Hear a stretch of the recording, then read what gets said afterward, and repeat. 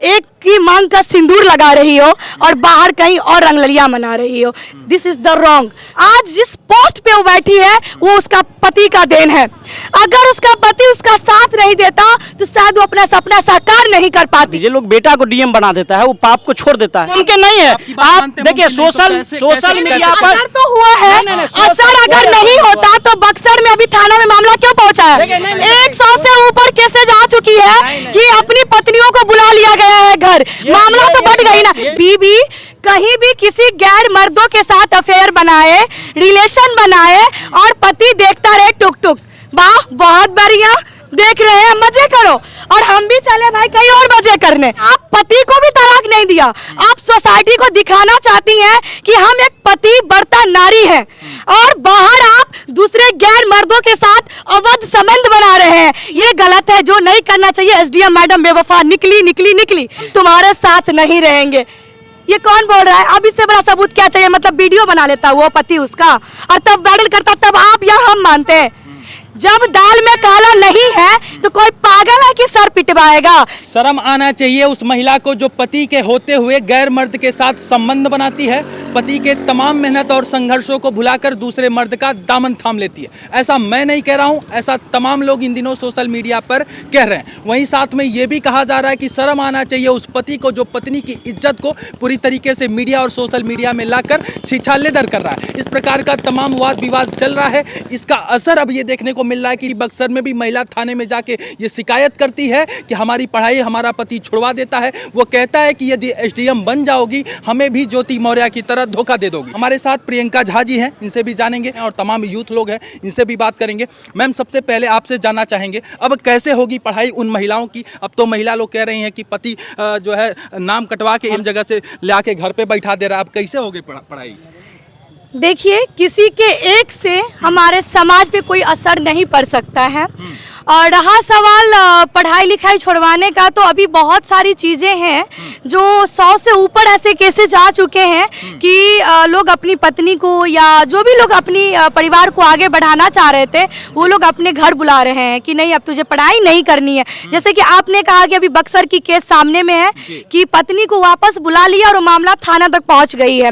तो देखिए, जहां हमारी एक तरफ बेटियां या महिलाएं देश का नाम रोशन करने में लगी हुई है, तो वहीं दूसरी तरफ एक ऐसी हर समाज में होती है, हर बीच में होती है, एक ऐसी बदतमीज और एक ऐसी कलंकित महिला उत्पन्न होती है या पुरुष उत्पन्न होते हैं जो समाज के लिए बहुत बड़ा वो कलंक साबित होते हैं।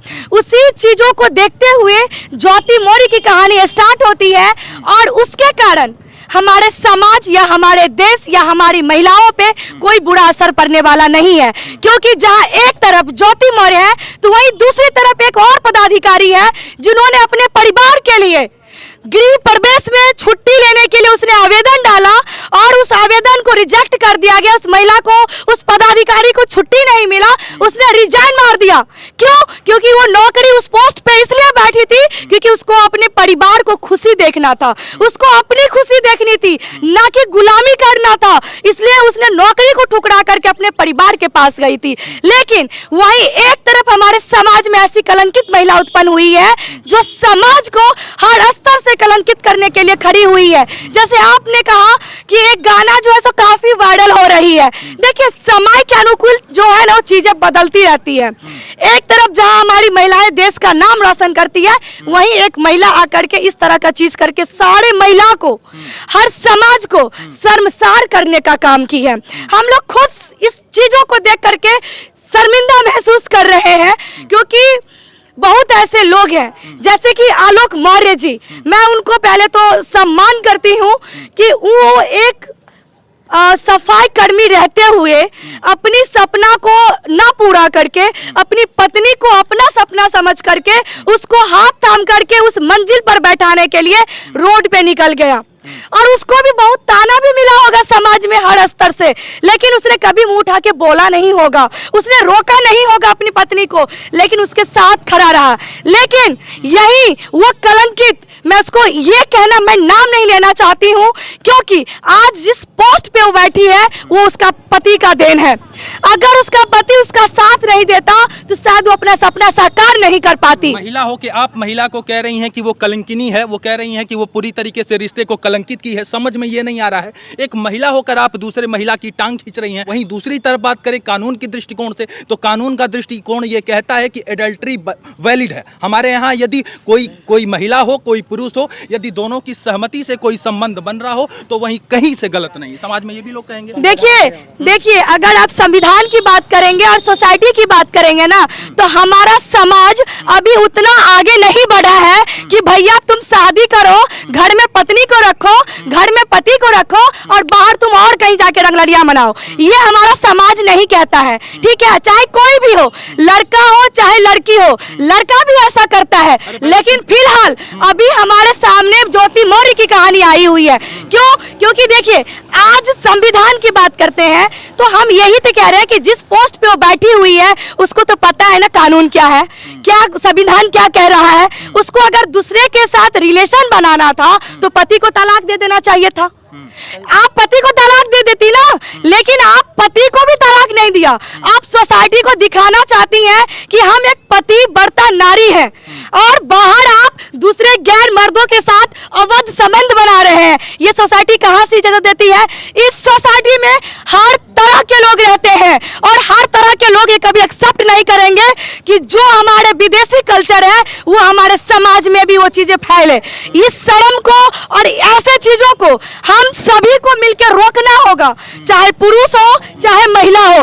पहले के समय में और आज के समय में, पहले पुरुष सच में प्रताड़ित करती थी महिला को, लेकिन अभी के समय में जितना पुरुष करता है प्रताड़ित, उतना ही काफी जनसंख्या में अभी के समय में महिला भी प्रताड़ित कर रही है। आपको मैं एक केस के बारे में बताना चाहती हूँ कि पटना में केस आई थी। वो महिला शादीशुदा थी, बच्ची थी उसका, और वो फेसबुक के माध्यम से एक गैर लड़का से, जो इंटर में लड़का था, उससे अफेयर चला के उससे शादी कर ली। थाना में जाके बॉन्ड पेपर बना, शादी कर ली। लड़का ले गया अपने घर, 10 दिन रखा, उसके बाद वो लड़का उसको रखने से इनकार कर दिया। वो लड़की फिर आई महिला गिड़गिड़ाने के लिए कि अब मुझे अपने पुराने पति के पास जाना है और मुझे जाना ही है उसके पास। आप बताइए क्या महिला गलत नहीं कर रही है? मतलब आप खाली वुमेन कार्ड खेलो, आप बनी है सिर्फ वुमेन कार्ड खेलने के लिए? नहीं, ये चीजें नहीं चलेगी। इस देश में जितना अधिकार आपका है उतना अधिकार मेरा भी है। स्वतंत्रता है, स्वतंत्रता कहती है, समाज कहते हैं आप पढ़ो, शिक्षित की बात करो, शिक्षा की बात करो, पहनावे ओढ़ावे की बात करो, हर चीज सही है। लेकिन हमारे समाज, हमारी संस्कृति, हमारी सभ्यता या हमारा संविधान ये नहीं कहता कि घर में पति को रख के बाहर तुम क्या मर्दों के साथ अफेयर करो। तलाक है, फैमिली कोर्ट जाओ, केस दायर करो, तलाक लो। ये क्या विक्टिम कार्ड खेल रही है? मैं वुमेन कार्ड, क्वीन कार्ड, ये नहीं चलने वाली है।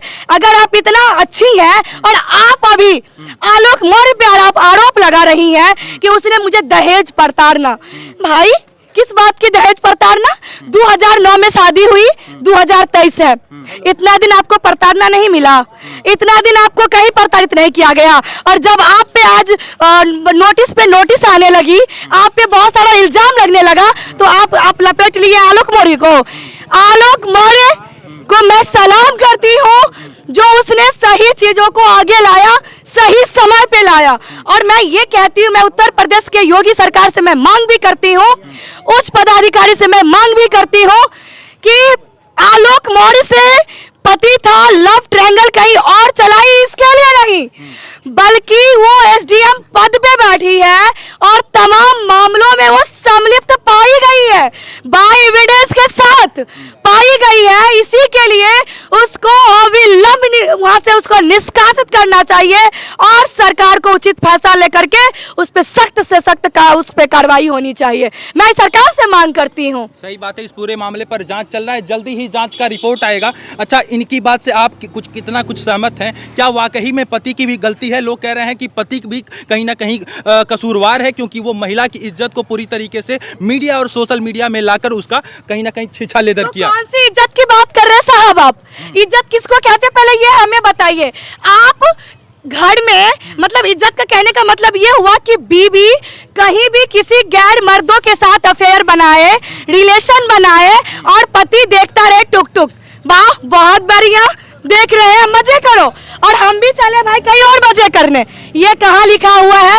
आज वो पति आगे आकर के अपनी वाइफ के लिए कि तुम गलत कर रही हो, हमेशा कहता है पुरुष गलत कर रहा है, पुरुष गलत कर रहा है। भाई आज वो पुरुष तो न्याय मांग रहा है, आज तो सारे सबूतों के साथ पुरुष आगे आया है, तो फिर उसके साथ ये क्यों बोल रहा है कि वाइफ को जलील किया? कहाँ से जलील किया? मतलब वाइफ संबंध बना रहा है, उसने देख लिया और उस मुद्दे को सामने लाया तो वो उसको मतलब नंगा नाचना चाह रहा है। और वही जब महिला करती तो तब हम ही महिला चाहते। लोग कह रहे हैं प्रूफ कहाँ है? यदि प्रूफ होता उनके पास तो कुंडी बंद कर लेते, पुलिस को बुलाते, वीडियो बनाते और दिखाते कि जो है हमारी महिला, हमारी जो पत्नी है गैर पुरुष के साथ संबंध बना रही है। एक बात बताइए, वो महिला किस पोस्ट पे है?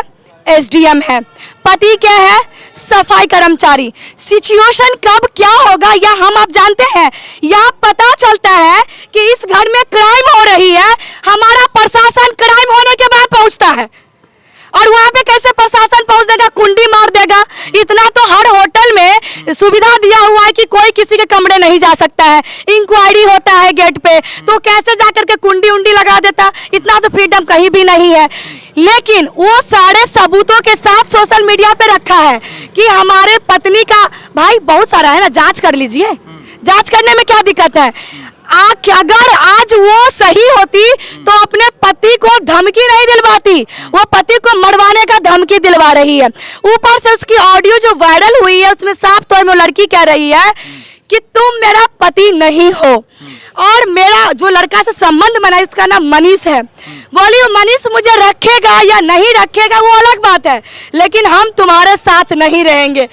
ये कौन बोल रहा है? अब इससे बड़ा सबूत क्या चाहिए? मतलब वीडियो बना लेता वो पति उसका और तब वायरल करता, तब आप या हम मानते हैं। जब दाल में काला नहीं है तो कोई पागल है कि सर पिटवाएगा? इतना जो अपना चीजों को खत्म करके अपनी वाइफ को उस मंजिल पे पहुंचाया, आज वो पति अपने पत्नी को समाज में गिराने का काम करेगा? इतना भी पुरुष क्या बोलते हैं वो नहीं हो चुका है, इतना भी समाज ये नहीं हो चुका है। कुछ लोग कहते हैं कि उसको प्रताड़ित किया जा रहा है, हम भी प्रताड़ित हुए हैं। प्रताड़ित हुए हैं तो हम कहते हैं अगर हम किसी से प्रताड़ित होंगे तो हम तलाक लेंगे ना, हम उसके साथ क्यों रहेंगे? हम पति का नाम भी लेके चल रहे हैं मार्केट में कि हमारा पति है जिंदा, हम अभी तलाक नहीं लिए, हम पति के साथ हैं, ठीक है, और बाहर कहीं और संबंध भी बना रही हैं। ये कहाँ लिखा हुआ है? ये कहाँ पे है? तो ये सब तो गलत है ना। अगर आप ये चीजें सब कह करके समाज में आप बढ़ावा दे रही हैं तो गलत बात है। पद से हटा देना चाहिए कहा जाता है, मियाँ बीवी राजी तो क्या करेगा काजी? वो दोनों ये एक्चुअली पद से इसलिए नहीं हटा देना चाहिए कि उसका ये संबंध वाला मामला आया। पद से इसलिए हटा देना चाहिए क्योंकि ज्योति मौर्य पे कई तरह की आरोप जो है सो थोपा गया है और दिखाया गया है। एलिगेशन प्रूफ कहाँ हुआ? नहीं, एलिगेशन बहुत जो है ना, एक्चुअली पूरा मामला उनके पति को भी इस तरह से सोशल मीडिया में नहीं जाना चाहिए, गलती दोनों तरफ से। और एक चीज समझिए, इस बात को हवा कहाँ लगा? जो अभी प्रियंका जी बोल रही थी, ये नहीं बोल रही थी, इनका पुरुषवादी जो सोच है ना वो अभी बोल रहा था। और ऑफ कोर्स किसी महिला के अंदर भी पुरुषवादी सोच हो सकता है और किसी आदमी के अंदर भी महिलावादी सोच हो सकता है, लेकिन सबको मानवतावादी सोच रखना चाहिए, मेरा मानना है। पुरुषवादी जो सोशल मीडिया है, आप भी एक चीज जानते हैं, आप भी सोशल मीडिया से जुड़े लोग हैं, आप ये भी जानते हैं कि 70% पुरुषवादी सोच के लोगों का मीडिया पर कब्जा है। और जैसे वो मौर्य जो एसडीएम है, उनके पति जो अपनी व्यथा सोशल मीडिया पर रखा और सोशल मीडिया पर जो पुरुषवादी सोच के लोग हैं उसको हवा दे दिया। हमको लगता है इस बात को सोशल मीडिया पर नहीं डालना चाहिए। उनका घरेलू मामला था और ये कानूनन है कि आप किसी को डीएम बना दीजिए। लोग बेटा को डीएम बना देता है, वो पाप को छोड़ देता है, ऐसा कोई ये आश्चर्यजनक बात नहीं है। और कई सारे पुरुष भी ऐसा किए हैं जो शादी से पहले एसडीएम या डीएम नहीं थे, शादी होने के बाद दूसरा शादी भी किया। नहीं, देखिए हमारा समाज साइंटिफिक सोशलिज्म की तरफ बढ़ रहा है, आईटी का समय है, एआई आ गया, आर्टिफिशियल इंटेलिजेंस आ गया, हम ये ऑफ कोर्स और इसमें ये सोच रहे हैं कि कोई एसडीएम अपने पति को छोड़ दिया, इससे महिला पढ़ना छोड़ देगी, या कोई बाप अपनी बेटी को या पति अपनी पत्नी को पढ़ाना छोड़ देगा, ये मुमकिन नहीं है। आप देखिए सोशल मीडिया पर असर तो हुआ है, असर अगर नहीं होता तो बक्सर में अभी थाना में मामला क्यों पहुंचा है? 100 से ऊपर केसेज आ चुकी है कि अपनी पत्नियों को बुला लिया गया है घर, मामला तो बढ़ गई ना। देखिए हम क्या बोले कि यहाँ हमारे देश में बहुत ऐसी महिलाएं हैं जो लोग अपनी बेटी महिलाएं जो देश का नाम रोशन करने में लगी है, वहीं समाज में इक्का दुक्का ऐसी बागर भी है जो समाज को जलील करने में भी लगा है। देखिए हम कितना अच्छा काम कर रहे हैं वो समाज को कम दिखेगा, लेकिन अगर हम एक पॉइंट कहीं गलत कर लेंगे समाज को वो तुरंत दिखेगा कि अरे इसने क्या किया, वो नहीं दिखेगा। लेकिन एक अगर मैं गलत कर लूं तो वो समाज को तुरंत दिखता है और वो तुरंत असर पड़ जाता है। सच्चाई और अच्छाई असर नहीं पड़ता है, लेकिन बुराई तुरंत असर पड़ जाता है। तो मेरे कहने का मतलब ये है कि यहाँ पे कहीं ना कहीं पुरुषवादी सोच या महिलावादी सोच यहाँ पे कहीं नहीं है, ये सोच की बात ही नहीं है। यहाँ पे एक ही बात है कि हमारे देश में महिला हो चाहे पुरुष हो, अगर इस तरह का चीज कर रहे हैं कि घर में पत्नी को रख करके और घर में पति को रख करके और आप लोग अगर बाहर संबंध बना रहे हैं तो भाई ये बिल्कुल सही नहीं है।